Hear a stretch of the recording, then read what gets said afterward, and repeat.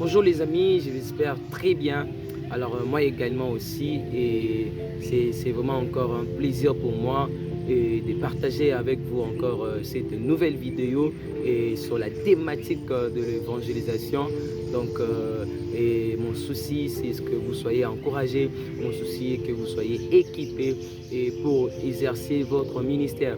Et moi je crois dans votre ministère, je crois que le Seigneur vous a appelé à gagner les âmes, je crois que le Seigneur vous a appelé à évangéliser. Moi je crois dans votre ministère et j'aimerais juste ajouter quelque chose, j'aimerais juste apporter quelque chose dans votre ministère pour bien l'exercer. Et la parole de Dieu déclare dans 2 Corinthiens 15:58 et soyez fermes, soyez inébranlables et travaillant de mieux à mieux. Le Seigneur a besoin que nous puissions travailler de mieux à mieux. Et c'est ça vraiment mon souci pour vous.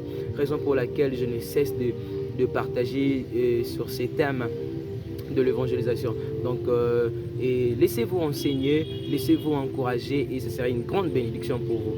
Alors, ce matin, j'ai un bon thème à partager avec vous et ça va vraiment vous édifier, ça va vraiment changer votre façon d'évangéliser et ça sera vraiment une très bonne chose pour vous. Je vous invite à prendre vos notes pour écrire parce que le Seigneur va encore vous enseigner. Alors, ce matin, on va partager sur un thème, c'est vraiment le meilleur, et ça dit simplement « Gagnant d'âme là où sont le perdus ».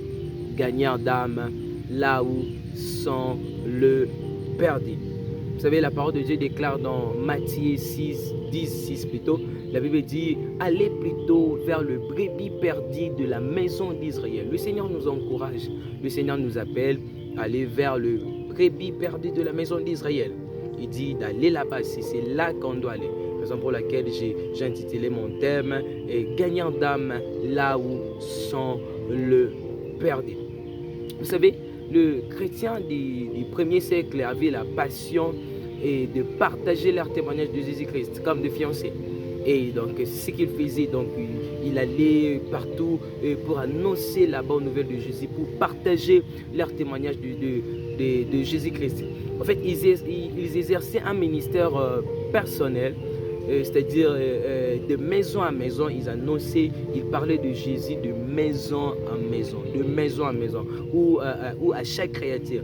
Il annonçait la bonne nouvelle à chaque créature de leur ville, de leur quartier, ou soit même de leur famille. Et c'est ce qu'il faisait, c'est comme ça qu'il annonçait la bonne nouvelle de Jésus-Christ. Malheureusement, aujourd'hui, le chrétien contemporain et les chrétiens contemporains se complaisent d'évangéliser l'Église elle-même. Nous, ça nous fait plaisir d'aller évangéliser l'Église. À d'autres termes, les méthodes que nous commençons à utiliser aujourd'hui, ce sont des méthodes qui attirent une âme qui est dans une église à une autre église. Donc, quand on utilise ces genres de méthodes que vous utilisez peut-être, donc ce sont des méthodes qui, au lieu peut-être d'attirer le perdu, et au lieu d'amener les gens à se convertir réellement, et ce sont des méthodes qui attirent d'une église à une autre église. Alors, cette pratique, c'est ce qu'on appelle la pêche en aquarium, au lieu par opposition et à la pêche en pleine mer. On doit pêcher dans la mer. On ne doit pas pêcher dans l'aquarium, mais on doit pêcher dans la mer. Et c'est ce que nous devons faire. On doit aller là où sont le perdu. Alors, c'est ce que moi j'aimerais t'encourager, toi gagnant d'âme. Tu dois aller prêcher, tu dois aller annoncer l'évangile là où sont le perdu. C'est là ton sanctuaire. C'est là que tu dois placer ta chair. Et c'est là que tu dois partager ton message. Ce n'est pas dans une église. On ne doit pas trouver plaisir. En fait, moi, ça peut arriver que je partage quelque chose avec le bien-aimé. Mais moi, ça ne me touche pas vraiment. Et je suis plus touché, je suis plus à l'aise quand je suis là où sont le perdu. Et quand je suis là où il y a des personnes qui n'ont pas encore donné leur vie à Jésus-Christ et que je vois réellement quelqu'un donner sa vie à Jésus-Christ au son de ma voix. Et moi, ça me bénit. Et raison pour laquelle aussi, j'aimerais vous encourager à aller là où sont le perdu et non pas à l'église. Alors, parce qu'on doit aller là où sont le perdu, on va essayer un peu de parler sur la perdition. Et c'est quoi la perdition? C'est quoi la perdition. Vous savez, selon les Écritures scripturaires, la perdition est la séparation d'avec Dieu. Quand on parle quelqu'un est perdu, et c'est une personne qui est séparée avec Dieu. Toute personne qui est séparée avec Dieu, toute personne qui n'a pas la communion avec Dieu, c'est un perdu. Toute personne qui n'a pas la relation avec Dieu. Je le dirais mieux, toute personne qui n'a pas Jésus-Christ dans son cœur, c'est un perdu. Et vous savez, le premier homme, les premiers hommes qui sont perdus, c'est Adam et Ève. Vous savez, lorsqu'ils furent chassés dedans, et c'est comme ça qu'ils entrèrent dans la perdition. C'est comme ça qu'ils étaient perdus, lorsque Dieu les a chassés. Parce que Dieu n'était plus avec eux, parce que l'Esprit de Dieu n'était plus avec eux. Quand Dieu les a chassés, c'est comme ça qu'ils sont perdus. Et laisse-moi vous dire que toutes les personnes qui sont issues d'eux, toutes les personnes qui sont issues d'Adam sont tous de perdus. Donc vous allez comprendre que des personnes qui sont perdues, ce n'est pas seulement Adam et Ève, mais des personnes qui sont perdues, c'est tout le monde. Tous les hommes sont perdus. Tous les hommes. Toute personne qui n'a pas donné sa vie à Jésus-Christ. Toute personne qui n'a pas une relation avec Dieu. Toute personne qui n'est pas réconciliée avec Dieu. Et c'est un perdu. Et c'est un peu ça. Donc la perdition n'a pas seulement touché Adam et Ève, mais aussi la perdition a touché tous les hommes. Et tous les hommes sont perdus. Et voilà un peu la dimension de la perdition que l'évangélisation ne doit pas ignorer, que le gagnant d'âme ne doit pas ignorer, que les évangélistes ne doivent pas ignorer. Donc tous les hommes sont perdus. Raison pour laquelle on doit aller vers le perdu. Alors, la question qu'on peut se poser, pourquoi doit-on aller là où sont les perdus? Pourquoi on doit aller là où sont les perdus? Pourquoi on doit aller prêcher l'évangile là où sont les perdus? Parce que l'évangélisation fait face à un double aspect de la perdition. On doit aller là où sont les perdus parce que l'évangélisation fait face à un double aspect de la perdition. Le premier aspect, c'est l'aspect présent. C'est-à-dire, c'est l'état de la personne qui est séparée avec Dieu. Et cette personne-là vit une vie misérable. Cette personne-là vit une vie misérable parce qu'il est séparé avec Dieu. La parole de Dieu déclare dans 1 Timothée 5,6. 1 Timothée 5,6, je vais lire pour vous.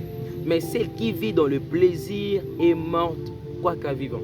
Laisse-moi te dire que toute personne qui vit dans le plaisir, c'est une personne morte, quoique vivant. Toute personne qui vit dans le péché, c'est une personne morte, quoique vivant. À d'autres termes, les critères par lesquels moi je considère une personne vivante, ce n'est pas le même critère par lequel Dieu le considère comme une personne vivante. Pour moi, les gens vivent parce qu'on monte dans le bus ensemble, on paye peut-être le frais de transport, le même frais de transport et on mange peut-être ensemble. Est-ce que le fait de manger ensemble peut-être avec moi va pousser Dieu à le considérer comme une personne vivante? Le fait de manger, le fait de monter dans le bus, le fait de faire tout ce qu'on fait, est-ce que ça va pousser Dieu de considérer les hommes comme des personnes vivantes? Non. Dieu dit si. Mais celle qui vit dans le plaisir, c'est une personne morte, quoique vivant. Et la personne là qui est morte, malgré qu'il vit, la personne là qui n'a pas donné sa vie à Jésus-Christ et qu'aux yeux de Dieu, il est considéré comme une personne morte. Nous devons le savoir que cette personne est exposée à une vie misérable. Nous devons savoir que cette personne-là est exposée à l'ennemi et que l'ennemi peut tout faire. L'ennemi peut faire ce qu'il veut dans sa vie. Pourquoi? Parce que la personne n'est pas cachée en Christ. Vous savez, nous sommes cachés en Christ. Et avant que le diable nous touche, il doit d'abord toucher Dieu, toucher le Christ, et il nous touche. Mais il ne peut pas aussi le faire. Mais nous sommes en Christ. Mais des personnes qui n'ont pas donné leur vie en Jésus-Christ, ils ne sont pas en Christ. Et j'aimerais vous dire une chose. Les gens vivent misérablement, non pas parce qu'ils manquent de l'argent. J'aimerais les répéter. Les gens vivent misérablement, non pas parce qu'ils manquent de l'argent, mais plutôt parce qu'ils manquent Jésus-Christ dans leur cœur. Je vais l'expliquer autrement. Vous savez, quand Dieu voit la souffrance dans l'homme, et la souffrance qui l'intéresse le plus, ce n'est pas d'abord nos maladies.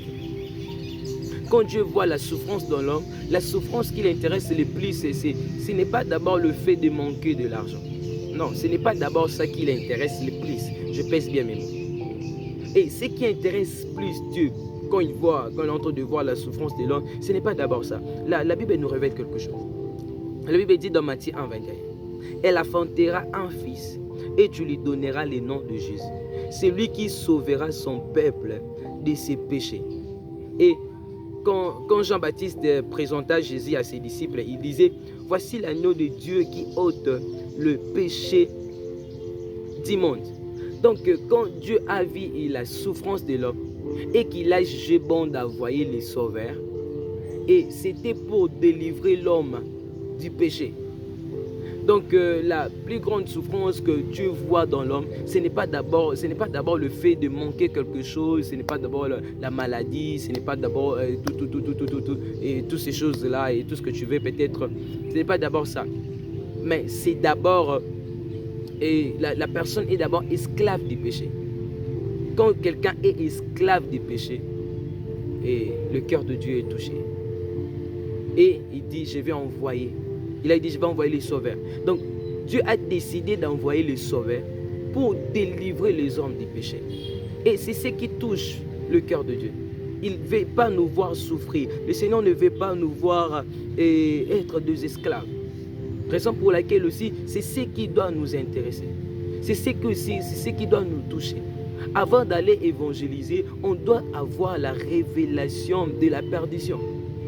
Cette révélation-là doit être claire et limpide. Donc, on doit avoir la révélation de la perdition. C'est ce qui va nous pousser à l'évangéliser. Aussi longtemps que tu n'as pas encore l'évangélisation, la révélation plutôt de la perdition, et tu ne vas pas évangéliser. Tu ne vas pas annoncer, tu ne vas pas bien faire ton travail. Tu as besoin d'avoir la révélation claire et nette de la perdition. Car c'est ce qui va te pousser à aller évangéliser. Vous savez, et j'aime encore cette parole dans Proverbe, dans Proverbe 24, 11. La Bible dit, délivre ceux qu'on entraîne à la mort, ceux qu'on va égorger, sauve-les. On doit les délivrer, on doit les sauver des personnes qu'on entraîne à la mort, parce que c'est ce que le diable est en train de faire.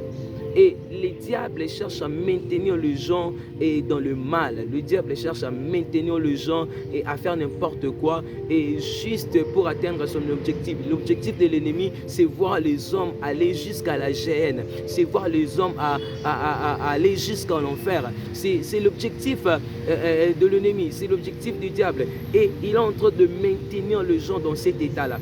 Et pour maintenir les gens dans cet état-là, qu'est-ce qu'il est en train de faire? Il est en train de multiplier des stratagèmes. Il est en train de multiplier des stratégies. Vous allez voir comme ça, on est peut-être assis, peut-être il y a quelqu'un, il inspire quelqu'un une chanson, peut-être une chanson profane. Il est en train d'inspirer quelqu'un ce qu'il doit encore faire, juste pour maintenir les gens. Mais Dieu nous dit d'aller délivrer ceux qu'on entraîne à la mort, des personnes que le diable est en train d'entraîner. Il est en train d'amener petit à petit à la mort de la géhenne. Et nous, on doit les délivrer, on doit aller les sauver. Ça doit nous intéresser, on ne doit pas laisser.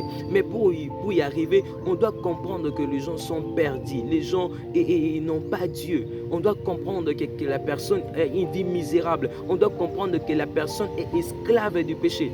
La personne est esclave du chanvre, la personne est esclave de l'impudicité. Il y a des gens qui sont des esclaves que nous devons délivrer, que nous devons arracher dans cet état-là. Et c'est notre travail, c'est à nous de le faire. On ne doit pas laisser et le diable continue dans cet travail. La Bible dit, et délivre des personnes qu'on va égorger, des personnes qu'on entraîne à la mort. On doit les sauver. On ne doit pas croiser les bras. Je voudrais t'encourager, toi, gagnant d'âme, de sauver, de faire quelque chose pour le perdu. Et le deuxième aspect de la perdition, c'est l'aspect à venir. Et cet aspect veut simplement dire que la séparation en fait de personnes qui n'ont pas donné leur vie à Jésus-Christ sur la terre alors qu'ils sont vivants physiquement, s'ils n'ont pas donné leur vie à Jésus-Christ, ils vont entrer dans cet aspect à venir de la perdition qui est la seconde mort. Donc des personnes vont mourir éternellement. Donc, et l'évangélisation doit réaliser, un gagnant d'âme doit réaliser que cette personne qui vit misérablement sur la terre, c'est-à-dire elle est exposée et le diable peut tout faire dans sa vie et cette personne est esclave du péché. Si je n'annonce pas l'évangile à cette personne va mourir éternellement. La personne va entrer dans un autre aspect de la perdition et qui est jusqu'ici l'aspect à venir et c'est la mort éternelle. Et la personne ne va plus revenir. Et c'est l'objectif de l'ennemi. L'ennemi cherche à amener des gens jusqu'à la mort éternelle. Raison pour laquelle, comme je viens de le dire tantôt, il est en train de multiplier des stratagèmes juste pour amener les gens à la mort éternelle. Lorsque quelqu'un arrive à la mort éternelle, il n'y a plus la possibilité pour lui de revenir. Vous savez, avec l'aspect prison, on peut annoncer l'évangile à quelqu'un et quelqu'un peut revenir à la vie. Mais avec l'aspect à venir, si on n'annonce pas l'évangile, la personne ne va plus revenir à la vie. La personne ne va plus revenir à la vie. Parce que la personne va mourir éternellement. Et le Seigneur nous avait expliqué ça dans la parabole de l'homme riche et Lazare. Et l'homme riche a demandé, il dit, permets que je rentre pour aller annoncer, pour aller parler à mes frères de se repentir. Il dit, il n'y a plus la possibilité pour toi de revenir. Donc si quelqu'un meurt, si quelqu'un entre dans cet état de la perdition à venir, qui est la perdition éternelle, il n'y a plus la possibilité. Avec l'aspect présent, c'est juste une séparation momentanée. Mais une séparation momentanée avec Dieu. Et c'est fort probable, c'est possible que la personne puisse revenir à la vie. Mais nous, on doit annoncer l'évangile. Mais avec l'aspect à venir, c'est la séparation éternelle. Il n'y a plus la possibilité que cette personne-là puisse revenir à la vie. Et on doit les savoir que si on n'annonce pas l'évangile à cette personne-là, leur sang va retomber sur nous. Ah oui, leur sang va retomber sur nous. Raison pour laquelle on doit aller annoncer l'évangile. On doit partager la parole de Dieu et ce sera une bénédiction pour nous. Ce sera une bénédiction. J'aimerais t'encourager, toi, gagnant d'âme. Va là où sont le perdu. Va là où sont les inconvertis. Va partager la parole de Dieu et leur vie seront changées et ils seront sauvés et ce sera une grande bénédiction pour toi. Ainsi, la tâche principale de l'évangélisation face à ces doubles aspects. Donc, on va maintenant voir la tâche principale à l'évangélisation face à ces doubles aspects de la perdition.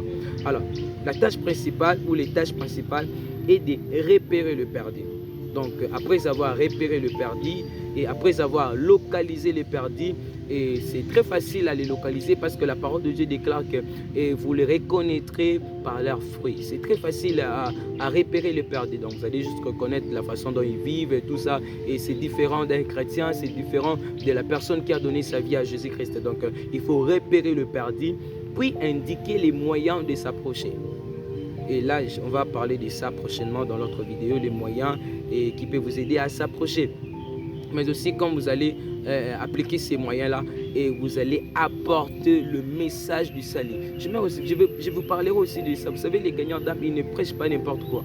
Un évangéliste, lui, il ne prêche pas. Un évangéliste a un message à apporter. Et vous savez, moi, j'ai eu à voir les gens dans le bis. Vous savez, quand on évangélise, des fois, c'est pas tous les jours. Et je voyais d'autres personnes le faire. Et il apportait peut-être, ils sont que ces messages, c'est pour soustraire de l'argent à quelqu'un. Et ces messages, c'est pour prendre de l'argent. Donc, vous savez, le gagnant d'âme a un message. Et je vais aussi vous montrer le message on va partager sur ces messages-là. Et ça va vraiment vous aider à bien évangéliser parce que mon souci, c'est que vous puissiez réussir votre travail. Et c'est le plus grand travail. Et c'est le meilleur du travail. Et l'annonce de l'évangile, c'est le meilleur du travail. Et vous savez, il y a l'évangéliste Tel Osborne a dit « Il n'y a pas de plus grande joie que de faire partie du travail numéro 1 de Dieu. » Lui, il appelle l'évangélisation le travail numéro 1 de Dieu. Il n'y a pas de plus grande joie de faire partie du travail numéro 1 de Dieu. C'est ce qu'on doit faire. On doit partager l'évangile, on doit gagner les âmes, on doit l'aider, on doit aller aller dehors, là où sont les perdus. C'est là qu'on doit aller. C'est là ton sanctuaire. C'est là ton église. C'est là que tu dois annoncer l'évangile. C'est là que tu dois partager l'évangile. Il y a des gens qui sont remplis de besoin de connaître le Seigneur Jésus-Christ. C'est là qu'on doit aller. Et c'est ce que j'aimerais vous encourager aujourd'hui. Il faut aller là-bas. Il faut aller annoncer l'évangile là-bas. Gagnant d'âme, là où sont les perdus. Ce n'est pas à ton église. Et ils sont déjà sauvés. Vous savez, le Seigneur a dit qu'il peut laisser 90 âmes et 90 brebis sur la montagne, juste pour aller chercher un qui est perdu. Des fois, on doit laisser notre église, juste pour aller chercher. Même, vous savez, moi je me dis souvent, même si il reste juste une personne qui n'est pas sauvée, je vais me consacrer pour lui. Même s'il reste juste une seule personne dans le monde qui n'est pas encore sauvée, je vais consacrer ma vie pour lui et j'irai vers lui pour aller lui parler de Jésus-Christ. Où est-ce que tu annonces l'évangile? Où est-ce que tu partages ton témoignage de Jésus-Christ? J'aimerais vous encourager à le faire là où sont les perdus. J'aimerais vous encourager à le faire là où il y a le besoin immense, le besoin des saluts. Ce n'est pas dans notre église. Père, je prie pour mon frère, je prie pour ma sœur, que jusqu'ici il a annoncé l'évangile dans son église. Des personnes qu'il a invitées à l'église, ce sont déjà des personnes qui sont sauvées. Seigneur, je te prie, Père, de nous aider d'aller dehors, de prendre notre chair et d'apporter notre message là où sont le perdus. On ne veut pas le faire, Seigneur, dans l'église. On ne veut pas la pêche en aquarium. Nous voulons pêcher en pleine mer. Nous voulons aller, Seigneur, là à la mer pour jeter notre filet. C'est là que nous allons recevoir toutes sortes de poissons. C'est là que nous allons recevoir même des gros poissons. Père, je prie d'aider mon frère, d'aider ma sœur à aller évangéliser là où sont les perdus. Aide-nous à aller. Aide-nous à quitter notre sanctuaire. Aide-nous à laisser notre église pour aller là où sont les perdus. Merci Saint-Esprit parce que tu nous donnes la force. À toi la gloire dans le nom de Jésus. Amen. Merci beaucoup et je vous donne rendez-vous à la prochaine.